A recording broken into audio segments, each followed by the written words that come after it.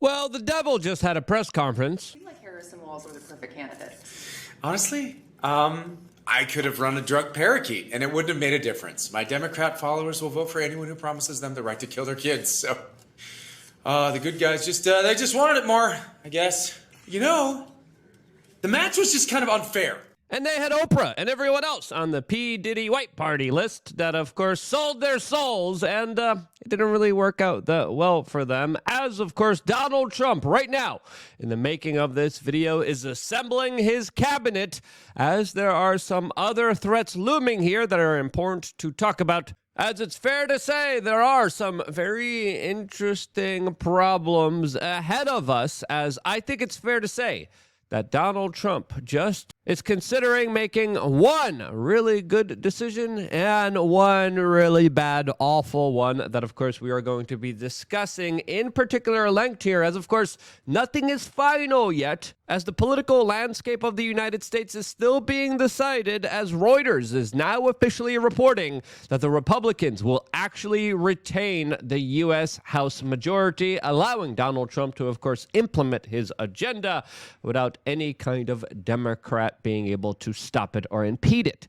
What will he do with the Congress, the Senate, the executive office, the Supreme Court? Well, we're of course waiting, as some people are skeptical. Some people are excited, and I think the members of individuals that Donald Trump decides to put around himself will ultimately be the biggest deciding factor, as, of course, Donald Trump is just one person. Who he surrounds himself with will be the ultimate hallmarker of the future of this country, the executive office, and, of course, our political, social, and economic landscape. So far, I think Donald Trump does an okay job, but there are some things to worry about. But one of the decisions that he is making right now that I think is absolutely brilliant and absolutely important is his consideration of Kash Patel as the top director of the CIA.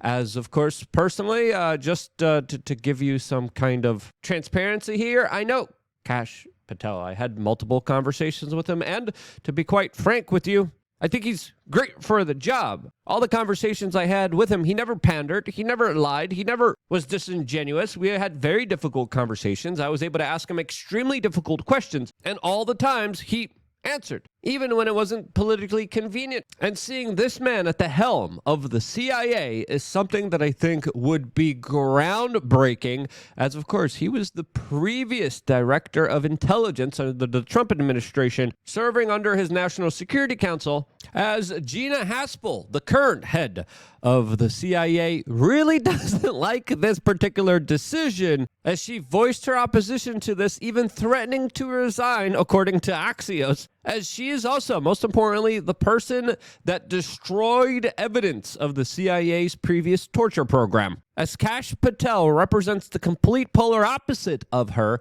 as even in his own book, Government Gangsters, he wrote that the FBI has become so thoroughly compromised that it will remain a threat to the people unless drastic measures are taken. As MSNBC is reporting that there are now alarm bells at the intelligence community with him potentially being placed in a major position of power, which is all the reason why I think he should be placed in that position of power. As Kash Patel has previously talked about the need for larger declassification efforts inside of the administration in order to increase transparency within the government. Something that I would argue is drastically needed, as, of course, you look at the history of the CIA, of the FBI, and there are things that are some of the most absolutely god-awful evil things that could ever be committed against the civilian population that deserves to be rectified, that deserves the general public to at least have knowledge of, as, of course, going through some of the, I would describe Luciferian scientific projects on unsuspecting American citizens,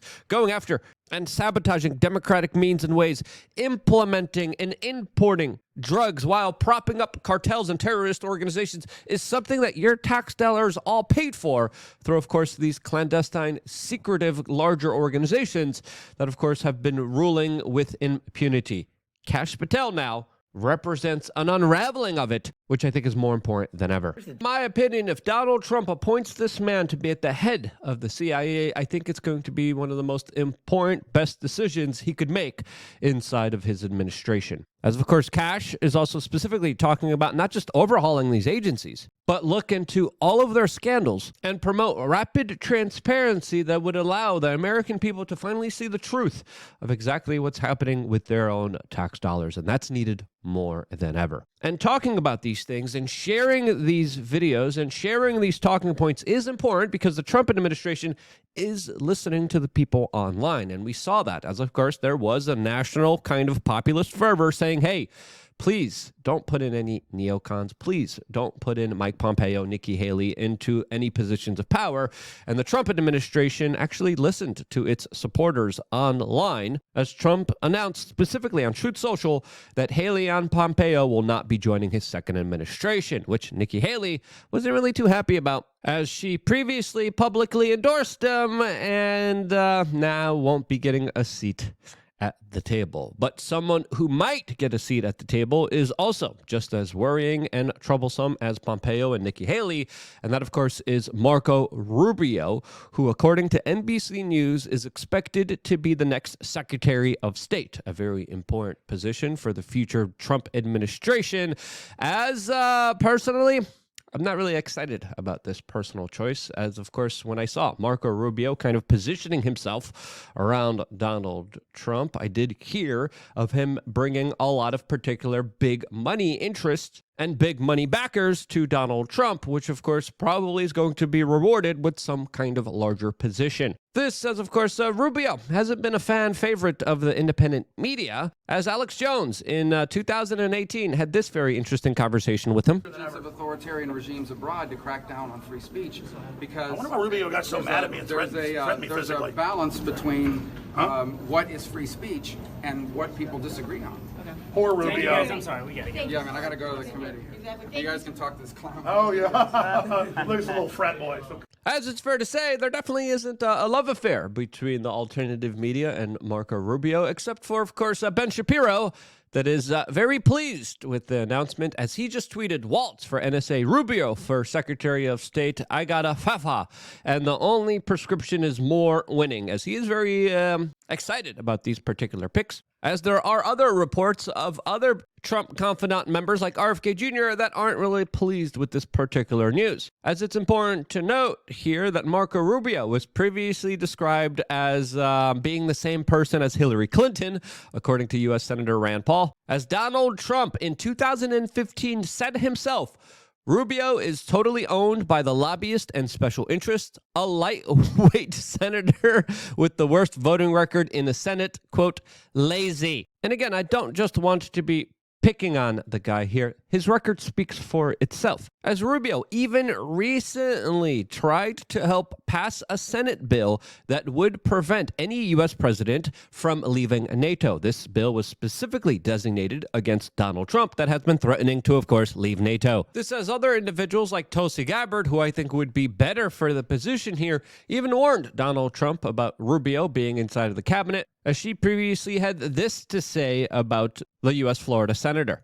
I think it would be a huge mistake for President Trump to choose him because he represents the neocon warmongering establishment of Washington, D.C., which stands diametrically opposed to the very policies that President Trump has always stood for, going all the way back to when he ran for president in 2016 through that first term in office, and the things that he's talking about wanting to do now. And it would send the wrong message to a lot of folks who are very concerned about the fact that we are on the brink of war with Russia and China and Iran and North Korea. If Marco Rubio is his vice president, then that is what we will face, and it will cause a lot of people to question what kind of foreign policy will actually be executed. Will it be the one that Trump wants and stands for, or will it be one that will continue the deep state neocon warmongers who've gotten us into the mess that we are in now? Fair to say that I definitely would appreciate Tulsi Gabbard in that position, rather than, of course, Marco Rubio. But again, we are armchair quarterbacking here, as we don't know what's really happening behind the scenes, as I think a lot of this has to do with the big kind of donors that Rubio brought Donald Trump during the presidential election, when he was still campaigning, when Kamala Harris was raising a lot more money than, of course, he was. As it's also important to note here, there was serious consideration to make Rubio a potential vice president under Trump's administration. And of course, overwhelmingly, a lot of the populist base of Donald Trump said, no, we do not want that to happen. And there were larger kind of voices out there that were vocally speaking out against this. Now, I think it's also important to look at every single decision in its pros and its cons. As being libertarian just went on Twitter and said, quote, the only logical reason for Trump to appoint Rubio as Secretary of State is for the same reason, quote, he said he liked Bolton. Essentially, he's crazy, and having a lunatic behind you when arguing with hostile nations is an advantage. Hopefully that's it, and it keeps him in a cage. Wishful thinking, maybe.